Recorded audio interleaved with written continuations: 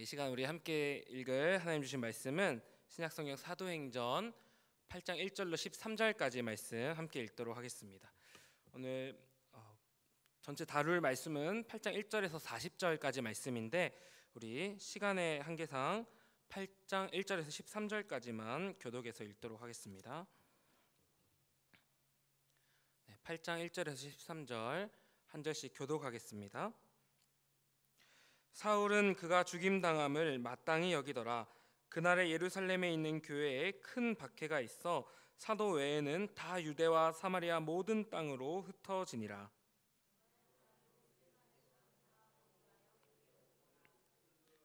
사울이 교회를 잔멸할새 각 집에 들어가 남녀를 끌어다가 옥에 넘기니라.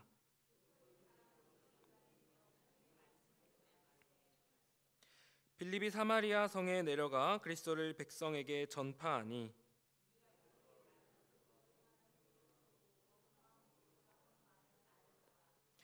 많은 사람에게 붙었던 더러운 귀신들이 크게 소리를 지르며 나가고 또 많은 중풍병자와 못 걷는 사람이 나으니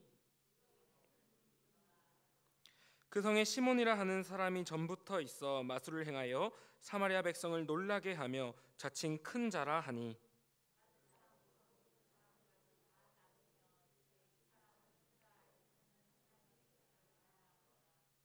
오랫동안 그 마술에 놀랐으므로 그들이 따르더니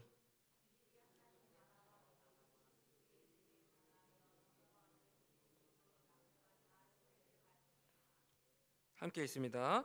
시몬도 믿고 세례를 받은 후에 전심으로 빌립을 따라다니며 그 나타나는 표적과 큰 능력을 보고 놀라니라. 아멘. 우리 함께 사도행전 8장 1절에서 40절 말씀 통해서 복음만 남기고 사라지다라는 제목으로 말씀 들으실 때에 우리 정말 복음만 남기는 우리 성도님 되시기를 그런 은혜가 있기를 간절히 축복합니다. 한 주간 말씀을 묵상하면서 든 생각은 이거였습니다. 사람은 누구나 지나간 자리에 흔적을 남기기 마련이다 라는 생각을 해봤습니다. 그래서 우리가 어디서 많이 본 그 유명한 말도 있지 않습니까? 아름다운 사람은 머문 자리도 아름답다. 네, 어디서 많이 본 것 같은 그런 말도 있습니다. 우리의 삶도 마찬가지인 것 같습니다. 누군가는 지나간 자리에 유쾌한 웃음과 행복과 감동을 남기고 또 누군가는 지나간 자리에 불편함과 불쾌함을 남기기도 합니다. 그러나 무엇보다 우리 그리스도인들은 지나간 자리에 예수 그리스도의 향기와 예수 그리스도의 복음을 남겨야 할 줄로 믿습니다. 그리고 바로 오늘 본문이 우리가 지나간 걸음에 예수 그리스도의 복음만 남기는 것에 관하여 말씀하고 있습니다. 이 시간 우리 함께 말씀을 나누면서 과연 나는 머물며 지나간 자리에 무엇을 남기고 있었는지, 또 그렇다면 앞으로의 삶 가운데 나는 어떻게 복음을 남기며 살아갈 것인지 우리 함께 말씀을 통해 고민하며 또 그렇게 살기를 결단하며 나아가는 은혜가 있으시기를 축복합니다. 오늘 본문의 첫 번째 메시지를 우리 화면 통해서 같이 한번 읽어보기 원합니다. 함께 읽어보겠습니다. 첫째 메시지 시작. 복음만 남기는 사람은 큰 울음조차 큰 기쁨으로 바꾸는 능력의 사람입니다. 오늘 본문 바로 앞에 7장에서는 최초의 순교자 스데반이 죽게 됩니다. 그리고 이어지는 8장 1절을 보면 스데반의 그 순교로 시작된 박해가 예루살렘 교회의 박해로 이어져서 사도들을 제외한 모든 성도들이 다 뿔뿔이 흩어졌다라고 말씀합니다. 그런데 본문을 잘 보면 예루살렘 교회 성도들이 흩어지기 직전에 함께 다 같이 모여서 뭔가 한 일이 있습니다. 먼저 2절을 통해 보겠습니다. 제가 읽겠습니다. 경건한 사람들이 스데반을 장사하고 위하여 크게 울더라. 성도들은 스데반의 장례를 치러주고 다 함께 큰 소리로 울었습니다. 장례식에 당연히 슬퍼서 울었겠지 싶지만 이 구절에는 단순히 슬퍼했다 정도의 의미가 아니라 꼭 짚어봐야 할 중요한 의미가 있습니다. 당시 이스라엘 유대교 전통에 따르면 죄를 지어 돌에 맞아 처형당한 죄수를 장사할 때는 그를 위해 크게 소리내 우는 게 금지되었다고 합니다. 심지어 스데반처럼 예수님이라는 사람이 하나님이라고 말하는 그런 신성모독죄로 돌에 맞아 죽은 사람을 위해서 크게 울며 장사 지내는 것은 결코 해서는 안 되는 일종의 반항적인 일이었습니다. 거의 그 신성모독죄에 나도 가담하겠다라는 그런 의미가 담길 수 있기 때문입니다. 초대교회 성도들이 이걸 몰랐겠습니까? 분명히 이러한 전통을 알았을 텐데 왜 굳이 위험을 무릅쓰고 큰 소리 내어 울면서 장사를 지냈습니까? 분명히 그 위험을 무릅쓴 큰 울음에는 거기에 맞는 큰 결단이 있었기 때문입니다. 무슨 결단이겠습니까? 우리도 스데반같이 이제 그 순교의 믿음을 이어받아 복음의 사역을 이어가겠다. 그러한 큰 결단이 이 큰 울음에 담겨 있었던 겁니다. 그래서 그 큰 울음 후에 이어서 뭘 합니까? 핍박으로 다 흩어져서 도망온 그 순간에도 스데반을 이어서 그곳에서 복음을 전하기 시작합니다. 4절입니다. 그 흩어진 사람들이 두루 다니며 복음의 말씀을 전할세. 그리고 바로 그 중에 오늘의 중심 인물인 빌립이 있었습니다.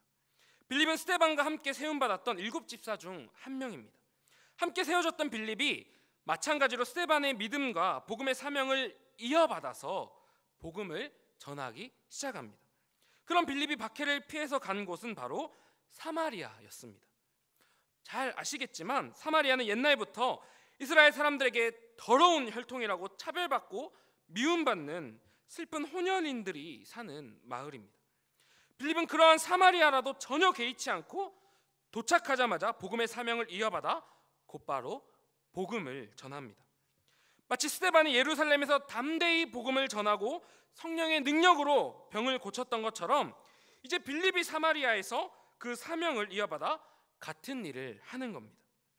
그러자 그 아픔 많고 슬픔 많던 사마리아에 어떤 일이 일어나기 시작합니까? 6절에서 8절 우리 함께 읽어보도록 하겠습니다. 시작. 무리가 빌립의 말도 듣고 행하는 표적도 보고 한 마음으로 그가 하는 말을 따르더라. 많은 사람에게 붙었던 더러운 귀신들이 크게 소리 지르며 나가고 또 많은 중풍병자와 못 걷는 사람이 나으니 그 성에 큰 기쁨이 있더라. 아멘. 어떤 일이 일어납니까? 놀랍게도 사마리아 사람들이 예수 그리스도의 복음을 믿고 구원을 받습니다. 그리고 병이 낫고 악한 영이 떠나갑니다. 이제 멸시천대받던 그 슬픈 사마리아에는 어두움이 걷히고 복음의 큰 기쁨이 임합니다. 사랑하는 성도 여러분, 이렇게 복음만 남기는 사람은 첫째, 큰 울음조차 큰 기쁨으로 바꾸는 능력의 사람들입니다. 이 일이 우리에게 언제 가능합니까? 우리가 복음과 은혜에 빚졌을 때 그냥 받고 그걸로 내 차례에서 끝내는 게 아니라 예루살렘 성도들과 빌립처럼 크게 결단하며 이제 내 차례다, 이제 내가 복음의 증인이 될 차례다 하고 그 복음의 바통을 이어받아 주의 복음이 필요한 그곳으로 나아갈 때 바로 그때 이 일이 시작되는 겁니다. 사랑하는 성도 여러분, 지금 내 손에는 내가 이어받은 그 복음과 은혜의 바통이 꼭 붙들려 있습니까? 우리는 내 손에 그 바통이 안 떨어뜨리고 잘 붙들려 있는지 늘 우리의 삶의 하루하루를 점검해야 할 줄로 믿습니다. 우리는 어떤 복음의 빚을 졌습니까? 예수 그리스도의 그 놀라운 십자가 은혜에 빚을 졌습니다. 그리고 사도들과 초대교회 성도들이 이렇게 그 복음을 이어받고 결코 거기서 멈추지 않았습니다. 그렇게 복음의 빚이 끊임없이 이어져서 그 복음이 마침내 우리 대한민국 땅에 임했고 수많은 선교사님들의 놀라운 십자가 복음에 섬김이 있었습니다. 제가 이번에 강도사고시를 준비하면서 다시 오랜만에 한국교회사 공부를 복습했는데 비록 외우기는 무척 힘이 들었지만 우리가 이 선교사님들께 얼마나 복음의 빚을 많이 졌는지 공부하면서 다시금 마음이 참 뜨거워지고 가슴 먹먹해지는 경험을 했습니다. 조선의 성경을 전하기 위해 27세의 꽃다운 나이로 순교한 토마스 선교사님이 있었고 또 1887년도 그 이른 시기에 이미 신약 전체를 원어 헬라어 성경에서 한글로 번역해서 5,000부를 출판한 로스 선교사님과 맥킨타이어 선교사님이 있었습니다. 우리가 받은 성경이 이것으로부터 이어졌습니다. 또 신사참배를 반대하다가 진주 감옥에 갇혔던 맥라렌 선교사님이 있었고, 또 마찬가지로 반대하다가 추방당한 맥큐 선교사님이 있었습니다. 이루 다 말할 수는 없지만 우리는 이런 수많은 선교사님들께 복음의 빚을 진 사람들입니다. 그래서 우리가 이렇게 복음 안에 그 은혜 가운데 머물게 된 줄로 믿습니다. 사랑하는 성도 여러분, 그리고 이제는 우리의 차례입니다. 코로나로 인해서 그 어느 때보다 영적으로 갈급한 이 시대에 우리 손에는 복음의 바통이 쥐어져 있습니까? 큰 슬픔이 임한 이 시대이지만 빌립과 같이 복음의 빚 앞에 크게 결단하고 그 십자가 복음의 사명을 이어갈 수 있는 우리 모두 되시기를 간절히 축복합니다. 하나님께서는 이렇게 복음을 이어가는 사람, 그리고 복음만 남기는 사람, 복음의 사명이 꽉 찬 사람을 통해 그 큰 울음을 큰 기쁨으로 역전시키실 줄로 믿습니다. 우리가 그 가운데 머물며 쓰임받기를 축복합니다.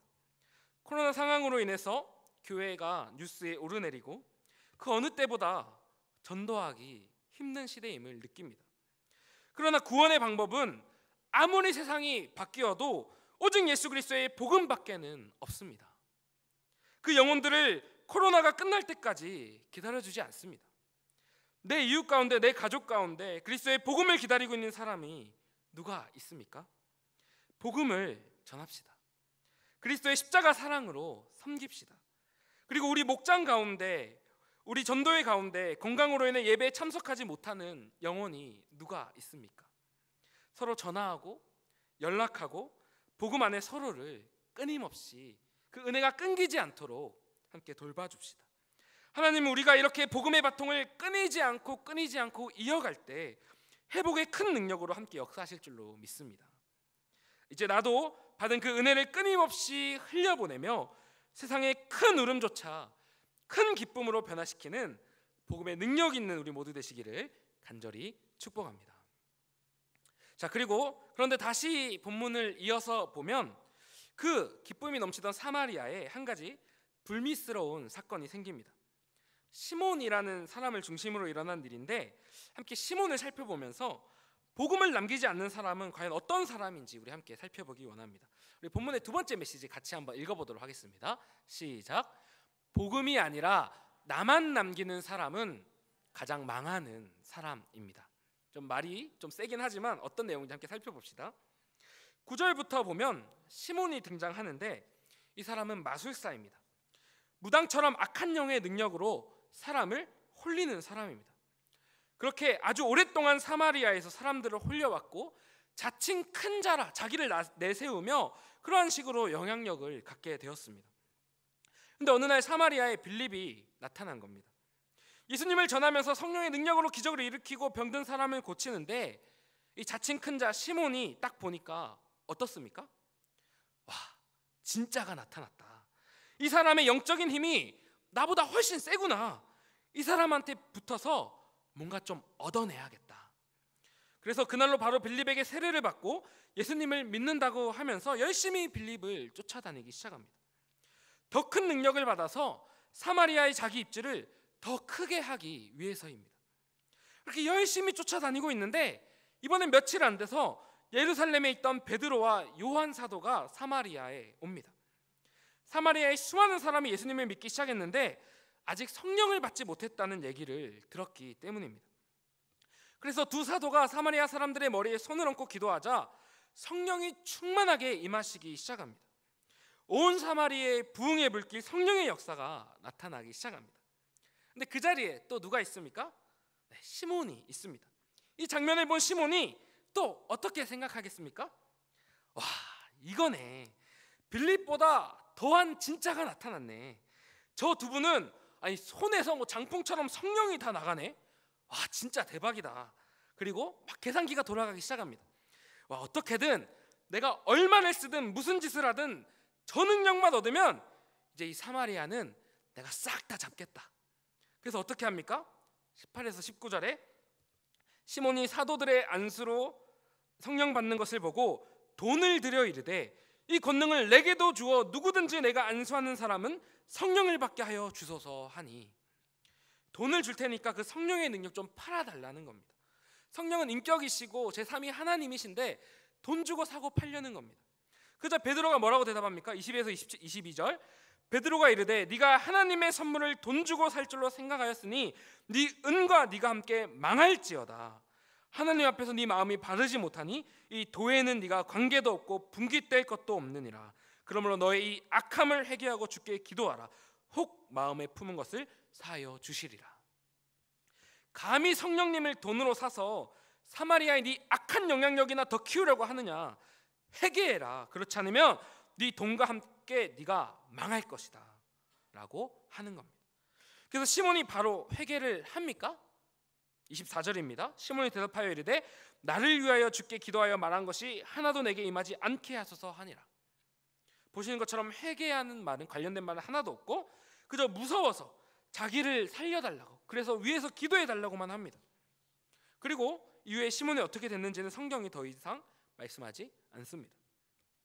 근데 제가 말씀을 준비하면서 책을 찾아보니까 이후에 시몬이 어떻게 살았는지를 알려주는 몇몇 참고할 만한 초대교회 역사를 적은 책들이 있습니다.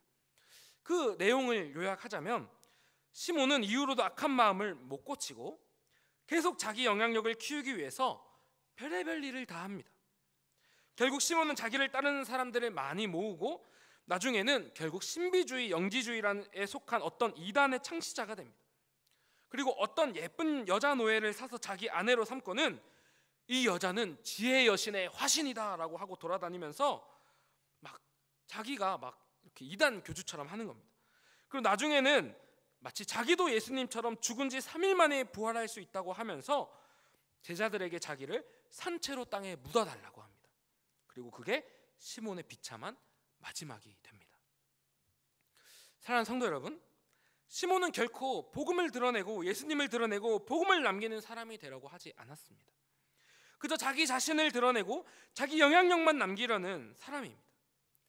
수단과 방법을 가리지 않고 오직 자기의 영향력과 자기 이익만을 위해서 예수님의 이름을 팔아먹고 그 피 묻은 복음을 자기 욕심을 위해서 사용했습니다.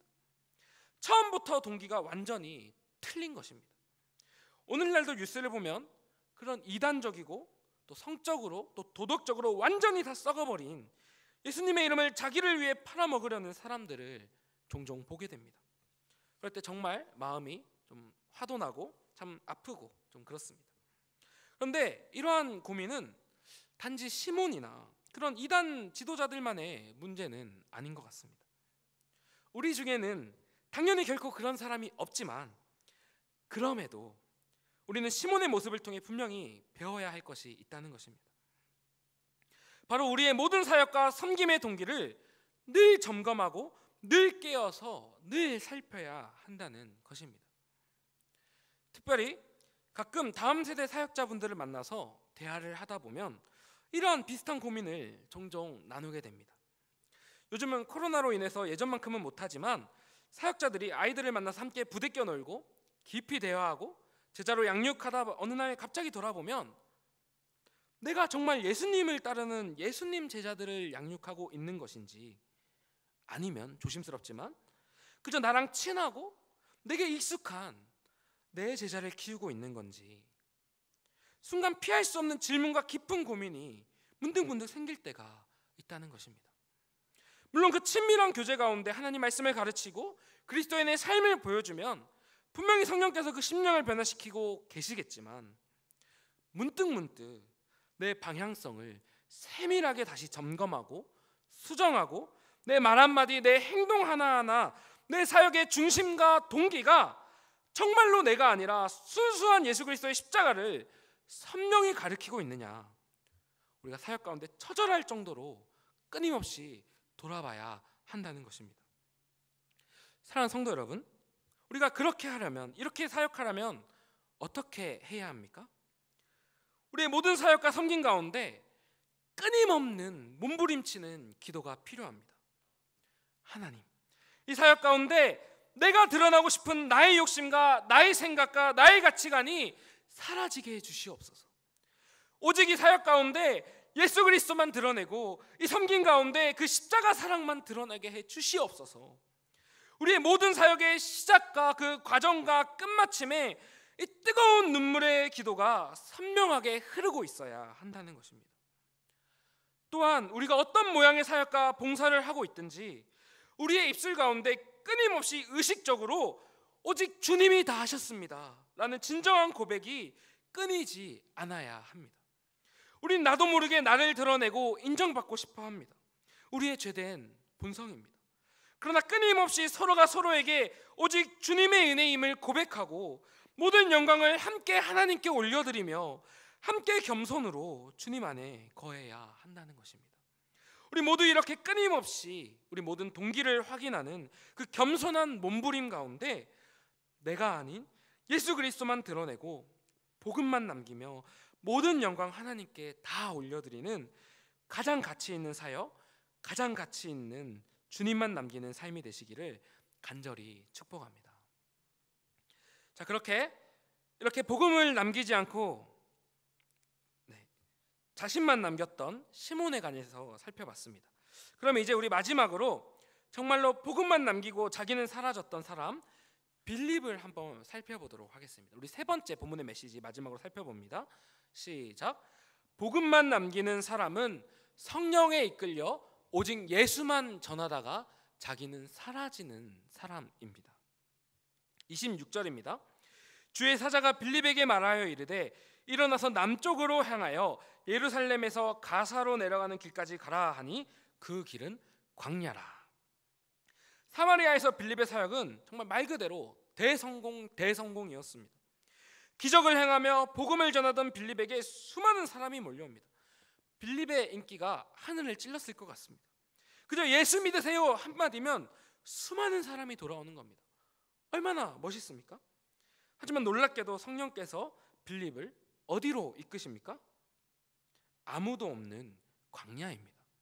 26절에 남쪽으로 향하여 라는 말은 원어로 정오에라는 말로 번역도 됩니다. 그래서 낮 12시 정말 살인적인 더위의 사막으로 보내졌다 이런 의미로도 읽을 수 있습니다. 말 그대로 사람 그림자도 찾을 수 없는 광야입니다. 만약 우리가 빌립이라면 성령님께서 너 그 사마리아를 떠나서 아무도 없는 광야로 가라 하심, 그 성공한 사역지를 떠나서 아무도 없는 곳으로 가라 하신다면 그 모든 성공과 인기를 다 훌훌 털어버리고 그대로 떠날 수 있겠습니까? 저는 사역을 하고 있는 사역자로서 솔직히 너무 힘들 것 같습니다. 계속 기도할 것 같습니다. 성령님, 진짜 성령님 말씀 맞으세요? 막 분별하려고 할 것 같습니다. 하지만 빌립은 처음부터 사역의 동기 자체가 내가 높아지고 내가 인정받고 내가 성공하기 위한 것이 아니었기 때문에 그 말씀을 듣는 즉시 훌훌 털어버리고 성령님의 인도하심에 따라 아무도 없는 그 뜨거운 광야로 떠납니다. 그러자 아니나 다를까 성령께서 예비하신 다음 사역이 바로 거기 있습니다. 27절에 보면 에디오피아 여왕 간다게의 모든 국고를 맡은 내시가 등장합니다. 당시 에디오피아는 아주 강력하고 큰 나라였습니다. 그 나라 여왕을 간다게라고 불렀는데 간다게는 당시에 태양신의 아내로 여겨질 정도로 엄청난 권세를 가진 왕이었다고 합니다. 그리고 그런 간다게와 에디오피아 국고를 맡은 내시라고 하니까 얼마나 높은 사람입니까? 모든 사람이 그 앞에서 머리를 조였을 겁니다. 그런데 그 사람이 어떻게 된 건지 하나님을 믿게 돼서 예루살렘 성전에 예배를 갔다가 돌아오는 길에 수레 안에서 이사야서를 읽고 있는 겁니다. 당시에는 아직 띄어쓰기라는 게 없어서 글을 읽을 때 크게 소리를 내서 읽었다고 합니다. 그리고 그 소리를 빌립이 들은 겁니다. 그리고 그때 성령께서 다시 빌립에게 말씀하십니다. 29절 성령이 빌립더러 이르시되 이 수레로 가까이 나아가라 하시거늘. 그래서 빌립이 수레로 가서 말을 겁니다. 30절 빌립이 달려가서 선지자 이사야의 글 읽는 것을 듣고 말하되 읽는 것을 깨닫느냐. 빌립이 성령의 음성을 듣고 그 즉각 달려가서 말을 거는 겁니다. 그래서 내시가 대답합니다. 31절 대답하되 지도해 주는 사람이 없으니 어찌 깨달을 수 있느냐 하고 빌립을 청하여 수레에 올라 같이 앉으라 하니라. 성령을 따라가니까 사역이 자연스럽게 이어져 가는 겁니다. 그래서 빌립이 어떤 구절을 읽고 있었어 하고 보니까 이 구절입니다. 우리 같이 한번 읽어봅시다. 32, 33절입니다. 시작. 읽는 성경 구절은 이것이니 일러스되 그가 도살자에게로 가는 양과 같이 끌려갔고 털 깎는 자 앞에 있는 어린 양이 조용함과 같이 그의 입을 열지 아니하였도다. 그가 굴욕을 당했을 때 공정한 재판도 받지 못하였으니 누가 그의 세대를 말하리요. 그의 생명이 땅에서 빼앗김이로다 하였거늘. 아멘. 마침 읽고 있던 이 구절, 이 가운데 나오는 이 어린 양이 누구십니까? 네, 우리를 사하시기 위해 어린 양과 같이 죽으신 우리 구주 예수님입니다. 딱 마침 이 구절을 읽고 있는 겁니다. 정말 놀라운 성령의 인도하심입니다. 그리고 빌립이 복음을 전합니다. 35절, 빌립이 입을 열어 이 글에서 시작하여 예수를 가르쳐 복음을 전하니 이 어린 양이 우리를 위해 죽으신 예수 그리스도십니다. 그러자 내시는 그 순간 성령의 역사 가운데 예수님을 영접합니다. 그리고 이제 가다가 물이 보이자 기뻐하며 빌립에게 세례를 받습니다. 그리고 두 사람의 관계는 앞으로 어떻게 이어져 갑니까? 빌립이 하나님 역시 감사합니다. 제가 사마리아에서 떠나서 서운해하던 거 어떻게 아시고 이렇게 돈 많고 권력 있는 사람을 만나게 해주십니까? 감사합니다 하고 그러고 따라갑니까? 아닙니다. 39절입니다. 같이 읽습니다. 시작. 둘이 물에서 올라올새 주의 영이 빌립을 이끌어간지라 내시는 기쁘게 길을 가므로 그를 다시 보지 못하니라. 아멘. 세례만 주고 딱 거기서 각자 헤어져서 갈 길을 갑니다. 빌립은 다시 그저 성령께서 인도하시는 대로 뒤도 안 돌아보고 떠납니다. 왜죠? 다시 한번 처음부터 이 사역의 동기는 내 유익, 내 드러남, 나의 높아짐이 아니라 오직 예수 그리스도의 복음을 전하는 것이었기 때문입니다. 그거면 됩니다. 오직 내가 내 인생을 들여 예수님만 전할 수 있다면 저는 그거면 됩니다. 이 마음뿐이었기에 호련히 기쁘게 떠나는 겁니다. 사랑하는 성도 여러분, 우리도 이렇게 내가 머문 그 자리에 복음만 남길 수 있다면, 예수만 전할 수 있다면 얼마든지 홀가분하게 툭툭 털어버리고 나는 기꺼이 사라질 수 있는 그런 믿음의 사람들 되시기를 간절히 축복합니다. 우리가 뭘 털어냅니까? 내가 인정받고 싶은 마음, 내가 더 드러나고 싶은 마음, 내 유익과 내 편안함, 내 본전 찾는 마음, 이 마음들을 날 위해 피 흘린 어린 양 예수의 십자가 아래 툭툭 털어버리고 오직 예수 그리스도의 피 묻은 복음을 위해서라면, 날 위해 어린 양 대신 그분만 드러낼 수 있다면 나는 드러나지 않아도 괜찮습니다. 그 누구도 날 알아주지 않아도 괜찮습니다.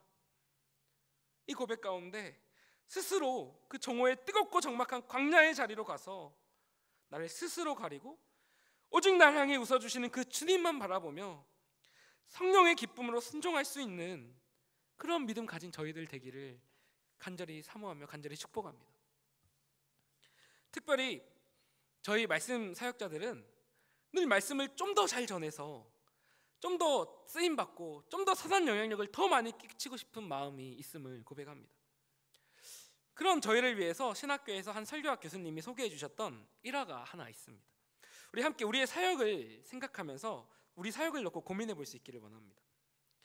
영국 시골의 몇몇 목사님들께서 설교를 배우려고 런던 수도에 올라오셨습니다. 당시 런던에는 세계적인 설교자가 두 분 계셨는데 한 분은 조셉 파커 목사님이고 한 분은 찰스 스펄전 목사님이었습니다.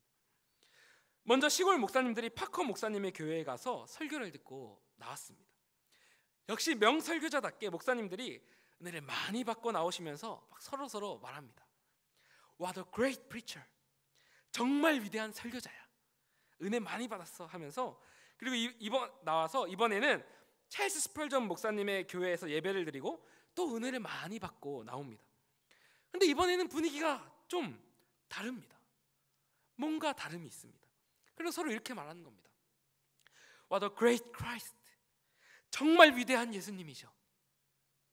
이렇게 고백하면서 각자 마음이 뭔가를 깨닫고 돌아왔다는 겁니다. 여러분, 무슨 이야기입니까?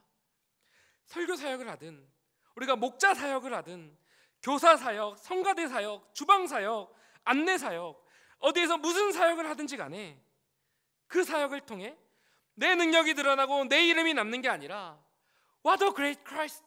오직 예수님만 드러나고 오직 예수님만 남으셔야 한다는 이야기입니다. 사랑하는 성도 여러분, 그러려면 우리는 어떻게 해야 합니까? 우리 안이 더욱더 예수님으로 가득 차 있어야 합니다. 평소 일상의 우리 입술 가운데 예수님을 더욱더 이야기해야 합니다. 그저 누가 툭 치면 우리 마음 깊은 곳으로부터 오직 예수, 오직 예수, 오직 예수님이 하셨어, 예수님이 고백되어 나와야 합니다. 설령 누가 내 약점을 건드려도 여전히 오직 예수, 주님 은혜로 내가 살아, 예수님을 나올 정도로 정말 예수로 꽉 찬 사람만이 무엇을 하든지 내가 아니라 내 안에 사시는 예수님만 드러낼 수 있습니다. 복음만 남기고 예수님만 남기고 나는 조용히 기꺼이 미소 지으며 사라질 수 있습니다. 우리 날마다 매일매일 더욱더 일상 가운데 예수님을 묵상합시다. 날마다 더욱 기도로 말씀으로 예수님을 찾읍시다. 날 위해 지신 어린 양 예수님의 십자가를 매순간 매순간 묵상합시다. 회사에서도 가정에서도 어디에서든지 예수님을 기억합시다. 설령 누군가 내 약점을 건드린다 하더라도 예수님 십자가를 기억합시다. 오직 예수님으로 가득 차서 그 은혜 가운데 살며 내가 아닌 예수님만 남기고 나는 기쁨으로 사라질 수 있는 우리 모든 그리스도만 남기는 그리스도인들 되시기를 간절히 축복합니다. 오늘 말씀을 맺습니다. 사람은 누구나 지나간 자리에 흔적을 남깁니다. 우리의 인생도 마찬가지입니다. 우리는 언젠가 너무나 사랑하는 그 사모하는 주님 앞에 서는 날이 옵니다. 그러나 우리가 이 땅에서 살아간 그 인생은 우리의 남은 가족들에게 또 주 안에서 사랑하는 형제 자매들에게 반드시 흔적과 여운을 남깁니다. 어제 오랜만에 서점에 갔는데 딱 눈에 띄는 책 제목이 하나 있었습니다. 사람은 가도 사랑은 남는다 였습니다. 우리는 가도 우리가 살아온 삶으로 예수 그리스도의 십자가 사랑, 그 복음을 남기기를 간절히 소망합니다. 우리의 자녀들이, 우리의 사랑하는 아내와 남편이 우리가 간 후에 그 사람은 정말 예수뿐이었어, 그 사람은 정말 복음으로 가득 찬 사람이었어, 그 사람이 지나가면 그 안에 계신 예수님이 어떤 큰 울음도 큰 기쁨으로 변화시켜 놓으셨어, 바로 그런 사람이었어. 함께 기억하며 우리가 살아온 그 삶을 통해 남은 사람들이 살아계신 예수님을 고백하고 나누는 그런 인생, 복음만 남기고 사라지는 가장 아름다운 인생들 되시기를 우리 사랑하는 우리 주님의 이름으로 간절히 축복합니다. 우리 기도하고 계속해서 찬양하며 나아가겠습니다. 사랑하는 하나님, 참으로 감사합니다. 이 시간 복음만 남기고 사라지는 삶에 관하여 함께 나누었습니다. 결코 쉽지 않은 인생입니다. 결코 정말 두려운 인생입니다. 그러나 내 안에 그 어린 양 예수 그리스도의 십자가 은혜가 넘쳐난다면, 예수 그리스도로 가득 찬 인생이라면 우리 성령께서 그렇게 해주실 줄로 믿습니다. 우리 삶을 살아가며 내가 지나간 자리에 오직 예수 그리스도의 복음만 남기는 가장 귀하고 가장 아름다운 인생 되게 하여 주시옵소서. 감사드리오며 살아계신 우리 주 예수님의 이름으로 기도합니다.